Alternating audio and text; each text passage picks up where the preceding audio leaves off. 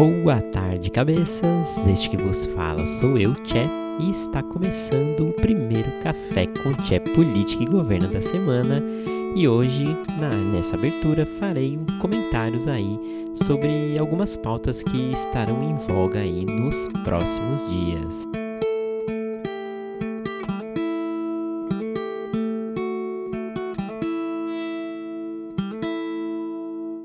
Bom, pessoal, semaninha passada, como eu falei no episódio da sexta-feira, foi um pouquinho menor pra gente, né? A gente teve aí o feriado do 7 de setembro, teve bastante coisa acontecendo em termos políticos, né? Um vai e vem, um vai pra frente, vai pra trás aí, principalmente do governo, né? Toma algumas posições bastante radicais, fala um monte de coisa, depois volta atrás e tal.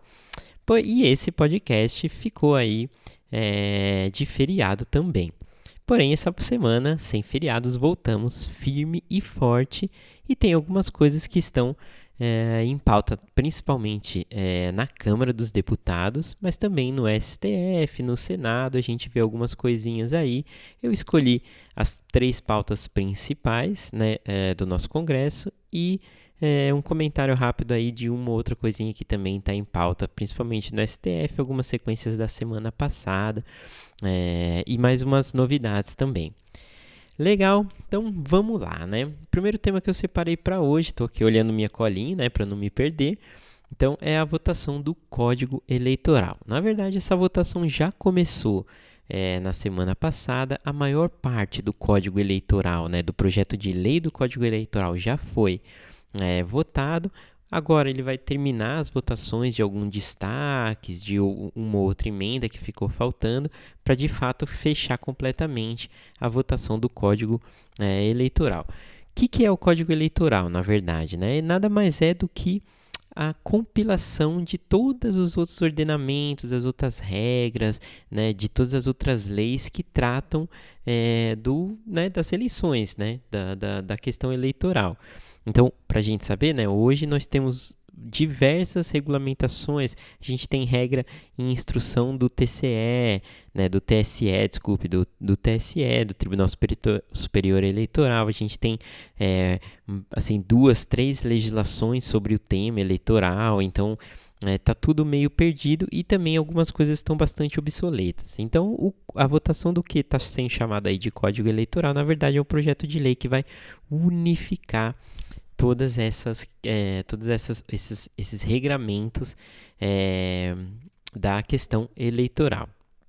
Beleza? Não é um tópico que vai impactar diretamente aí a sociedade, nada disso, mas é bem relevante da gente acompanhar, é importante porque isso mostra até um amadurecimento aí da nossa justiça eleitoral, dos nossos códigos, né, eleitorais, dos nossos tratados sobre a questão eleitoral. Então isso é muito importante, principalmente tendo em vista que vai ocorrer aí no próximo ano as eleições. Beleza? Anotei aqui que algumas principais mudanças é a questão de você ter multa na alteração do partido fora da janela de mudança de partido, porque para quem não sabe, os partidos, assim, essa questão é tipo futebol. Existe, né? Assim como tem as janelas de transferência no futebol, para quem entende um pouco mais de futebol, tem também na política. Então, assim, eu não posso simplesmente a qualquer momento decidir que eu vou sair de determinado partido político, né? Na verdade, tem uma janela específica para fazer isso. E o que estava em pauta era que não houvesse multa, né, para isso, mas essa questão não foi para frente, se manteve o texto original, que mantém a multa na saída dos partidos, significa que você não possa sair fora dessa janela. Mas você, se não seguir a janela, vai ter que pagar uma multa para isso. Interessante para diminuir um pouco esse troca-troca, aí, desculpa o termo, de partidos políticos, né? Outra coisa muito interessante foi a questão da pontuação em dobro para negros, mulheres e indígenas em termos de fundo eleitoral, né? Primeiro que está em pauta aquilo que eu até já fiz no primeiro episódio, né, desse podcast, que é a questão do fundo eleitoral. Será que vai continuar? Não vai? Né? A gente já teve a aprovação de um fundão eleitoral gigante aí, porém isso vai ser estipulado na lei orçamentária, né? Mas é muito provável que o fundo eleitoral ainda continue existindo, pelo menos a gente ter regras mais maduras, né? E então, só que, bom, considerando que nós temos esse fundão eleitoral, que não é uma coisa boa para nós, né, para a sociedade, nós estamos financiando aí as campanhas eleitorais diretamente, né, pagando impostos e tudo mais. Porém, considerando que esse é o cenário que a gente tem, é legal que a gente tenha uma medida como essa, né, que privilegia, né, que vai considerar as posições, né, os eleitos dessas minorias, negros, mulheres e indígenas, como uma pontuação em dobro para o fundo eleitoral. Isso significa que é um impulsionamento, um fomento para que os partidos políticos também fomentem dentro da sua base, né, as candidaturas de indivíduos desses grupos. Legal?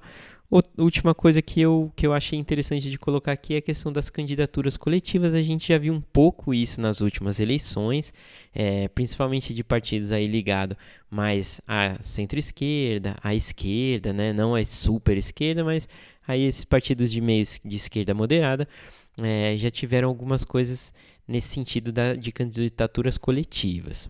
O que acontece? Haviam pautas aí sobre as candidaturas coletivas que não estavam cabendo dentro da estrutura eleitoral até então. Então, dentro desse código eleitoral foram propostas aí algumas emendas e todas elas em relação a esse tema foram aprovadas, o que é interessante. Então, nós teremos aí a legitimação das candidaturas coletivas, inclusive a colocação do próprio nome do coletivo junto da deputada ou da vereadora, ou do vereador ou do deputado, candidato, né? Então, por exemplo, eu sou o Tché, eu colocaria lá, uma candidatura coletiva, Tché e o nome do coletivo para mostrar que é a candidatura em relação a isso, e trouxe umas outras regrinhas em relação, inclusive, a como gerenciar essas candidaturas coletivas. Eu acho bastante interessante porque é um novo modelo aí de gestão, muito mais participativo, vamos dizer assim, né? Isso é bem interessante. Eu, como um grande entusiasta da democracia, de práticas participativas, vejo com muito bons olhos a nossa melhora, assim, né? Mesmo que seja gradual, de proposições que fomentem a participação legislativa, como é o caso das candidaturas coletivas.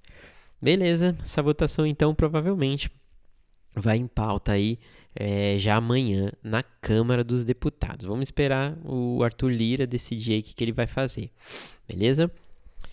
Próxima pauta relevantíssima aí da nossa semana é uma pauta, inclusive, que eu já comentei bastante aqui, vários episódios, já fiz um episódio específico sobre essa pauta, então quando vocês souberem o que é daqui alguns segundos, voltem lá também no episódio para quem não ouviu, que é a reforma administrativa, no caso a PEC 32 de 2020. O que vai acontecer, né? Nós tivemos aí, então, o voto do parecer do relator. Então, significa, né, que nós tivemos aí a definição do que vai ser o substitutivo do projeto de lei original da reforma administrativa. Isso significa que ele já está pronto aí, inclusive para ir para a deliberação depois do plenário e por aí vai. Beleza?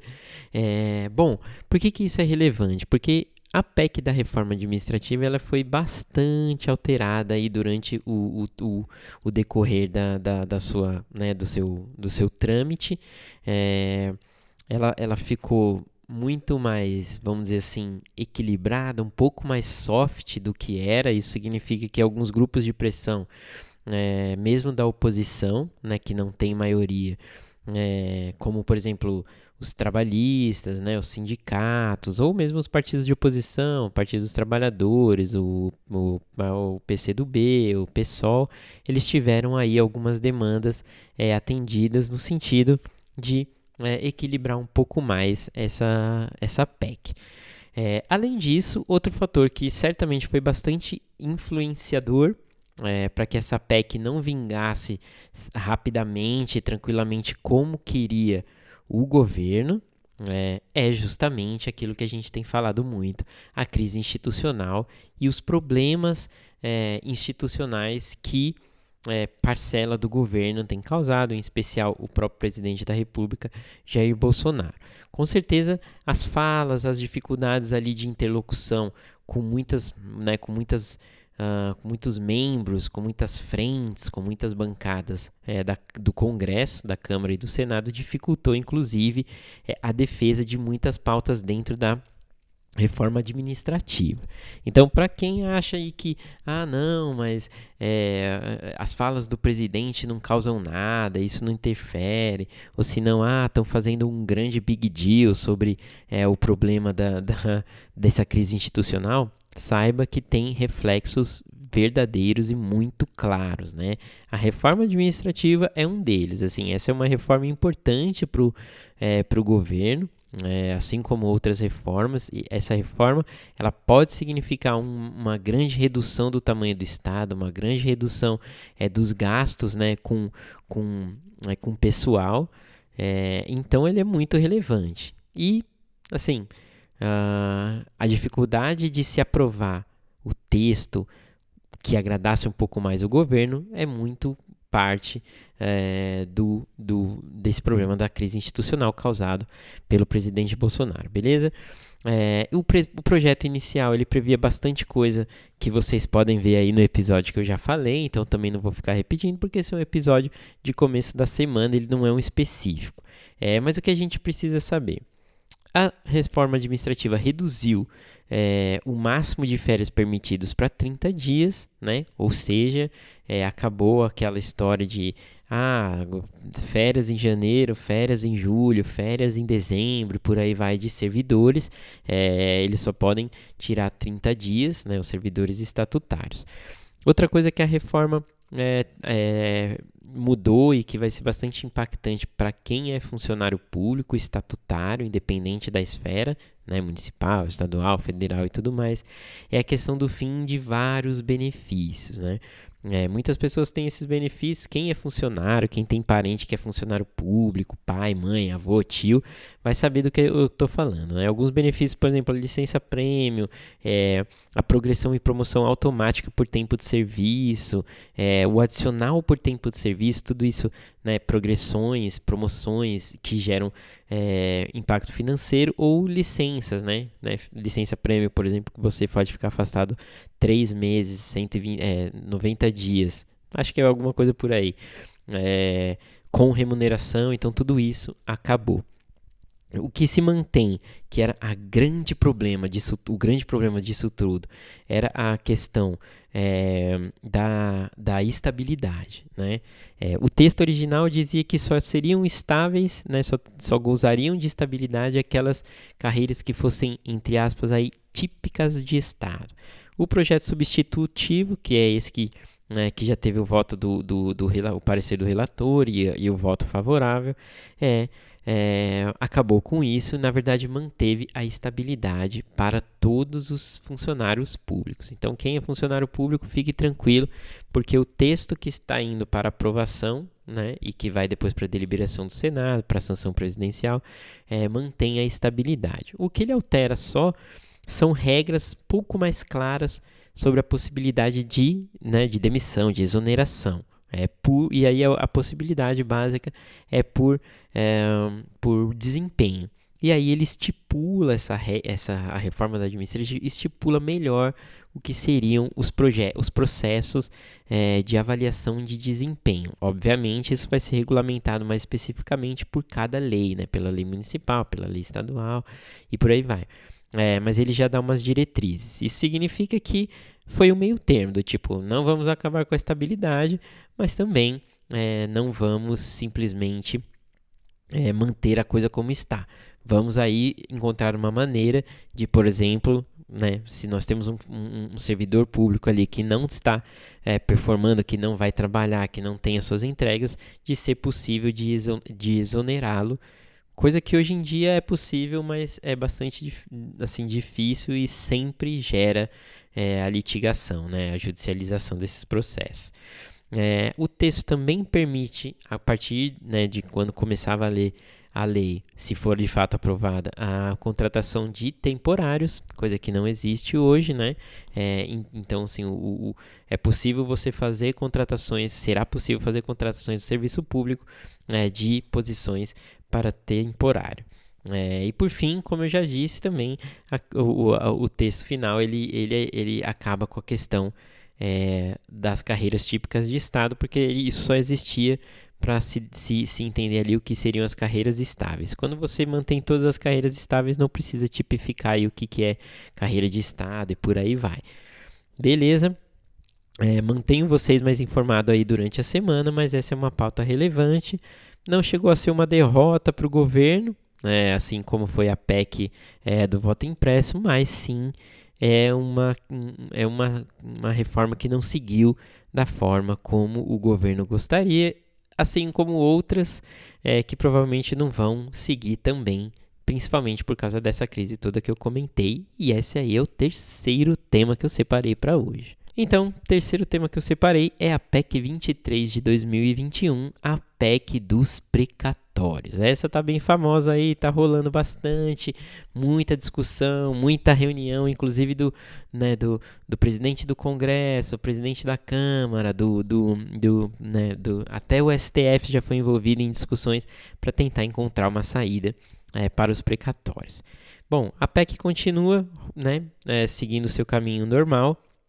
Ocorre que o deputado Darcy de Matos, do PSD, estou olhando aqui a colinha, já proferiu o seu parecer pela admissibilidade dessa proposição. Então, isso significa que amanhã, talvez na quarta, essa proposição vá para a votação dentro da Comissão de Constituição e Justiça. Como vocês sabem, a Comissão de Constituição e Justiça ela não vai julgar o mérito da PEC, ela vai dizer se ela é constitucional ou não. E o relator, o deputado Darcy de Matos, já deu seu parecer que considera que ela é admissível, que ela é constitucional, e esse parecer, a posição do relator é o que vai para a votação aí essa semana, provavelmente amanhã ou na quarta. Qual que é a questão disso tudo? O deputado Darcy de Matos ele foi colocado ali propositadamente como relator, até porque quem indica os relatores é a presidente da comissão, que no caso é a Bia Kicis, a deputada Bia Kicis, que é ultragovernista, e colocou o Darcy de Matos, que também é ultragovernista, para dar o seu parecer, e já esperava que ele desse seu parecer pela admissibilidade. Isso seria óbvio desde que se soube que ele seria o relator. O que acontece? Essa proposta certamente vai ser judicializada.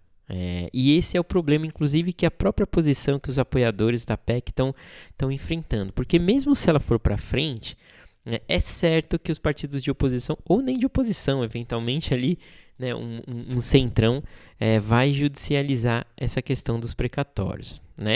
Então, vamos dizer que essa PEC fosse para frente, fosse aprovada aí com muita articulação na Câmara e no Senado, iria para o STF, e o STF iria julgar isso. Não que signifique que a PEC é inconstitucional, mas certamente quem definiria isso no final das contas seria o STF. Além de toda a questão que envolve a PEC dos precatórios, que eu também já fiz um episódio específico, volta lá, procura lá no Spotify, no Google Podcasts, aí onde que está esse episódio da PEC dos precatórios, é uma indisposição com municípios e estados do Brasil. Por quê? A maior parcela dos precatórios a serem pagos, eles não são para pessoas físicas como eu e você, nem para empresas também. Para alguns sim, são grandes contas aí para pagamentos para empresas, mas no geral não. No geral, os maiores pagamentos são para entes federativos. E boa parte desse pagamento, aqui eu até anotei, mais ou menos 30 bilhões desses 90 bilhões que estão previstos de precatórios para o ano que vem, então 30 bilhões, um terço, é para pagar precatórios em relação ao Fundef. O Fundef é um fundo aí para educação básica no Brasil, que é um repasse da União para estados e municípios. O que isso significa? Que você parcelar os precatórios grandes, que no caso são a maioria desses precatórios de estados e municípios, você vai estar assim, precarizando o investimento em educação desses lugares, né? É óbvio, se eu sou um município que estou esperando ali um pagamento de 200 milhões de um precatório, que é uma ação judicial que, por exemplo, eu, município, ganhei contra a União. Então, ela me deve 200 milhões de reais. Esses 200 milhões, eles são necessariamente, eles precisarão ser alocados na educação, porque eles são, né, é um recurso que para o Fundef, né, eles são vinculados ao Fundef. Ou seja, se o governo não vai me pagar os meus 200 milhões de uma vez só e vai parcelar, isso significa que o meu investimento na educação está comprometido. Né? Eu não vou poder investir 200 milhões, eu vou poder investir o que ele me pagar esse ano, o ano que vem o que ele me pagar no ano que vem, por aí vai. Sendo que esse dinheiro, esse recurso, é, né, um recurso devido para o município ou para o estado. O que eu quero dizer com tudo isso é que essa PEC, além de toda a questão de parecer que vai ser um calote, de passar uma imagem super negativa para o mercado, né, de impactar inclusive os nossos mercados que estão sendo impactados. Inclusive, acho que essa última grande leva aí ruim que está vindo, já arrastando aí há uns 20 dias, ela vem justamente com a PEC dos precatórios, né? A PEC dos precatórios abriu, de fato, a porteira para a coisa começar a piorar de vez e daí toda a crise institucional. Então, essa PEC vai ser uma coisa bem complicada para o governo. O que era a saída passou a ser uma grande dor de cabeça, porque já espera-se que ela não vai ser aprovada, principalmente aí com esse problema de falta de articulação com declarações do presidente da República, Jair Bolsonaro, de apoiadores, com essa guerra aí causada entre os poderes, mesmo dentro do legislativo, né? Então isso só vai piorar as situações, tanto da reforma que eu falei agora há pouco administrativa, mas essa PEC dos precatórios vai ser super impactada por esse cenário e é muito provável que ela não vá vingar. Então o governo precisa começar a pensar aí o que vai fazer para conseguir investir no ano que vem. Beleza?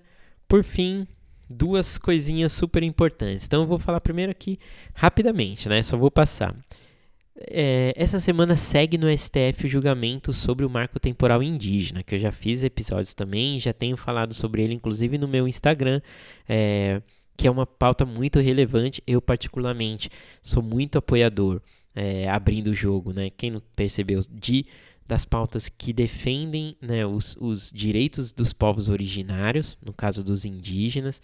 Então, por mais que eu tenha uma posição bastante ponderada e eu vejo muita necessidade de se estruturar, e eu coloquei inclusive no meu Instagram, no próprio podcast da sexta-feira, de se estruturar uma política melhor para separação e uso do solo, mas é uma pauta que me interessa muito e ela segue em votação no STF. Como eu disse na sexta-feira, o ministro Fachin, que é o relator, já deu sua posição aí a favor do recurso extraordinário, consequentemente a favor da causa indígena. Mas essa situação segue. Outra coisa muito interessante que está sendo colocado um pouquinho de panos quentes aí, tentando dar uma abafada por parte do governo, é o julgamento do foro privilegiado do Flávio Bolsonaro no STF. O que isso significa, na verdade?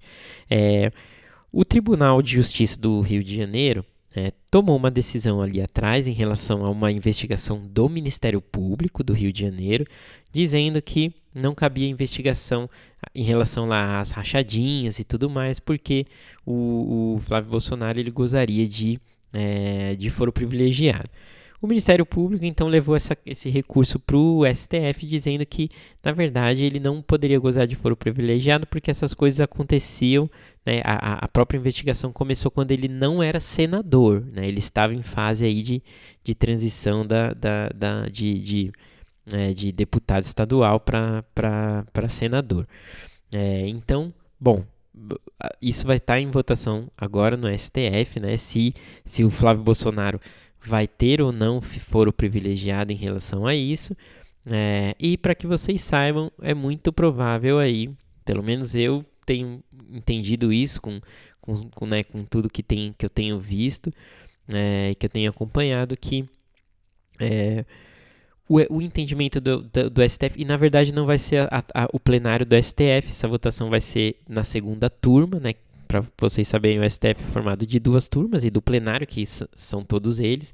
Essa segunda turma está com 4 ministros, né? Porque a Carmen Lúcia foi alocada agora na primeira turma. Então essa votação vai nessa segunda turma, significa que são 4 ministros, e é muito provável que eles votem a favor do foro privilegiado do Flávio Bolsonaro. Isso por questões de precedência, de jurisprudência, né? Não tem absolutamente nada a ver com questões políticas. Na verdade, assim, pode até ter, mas é menos influente essa questão, porque é uma decisão muito sensível.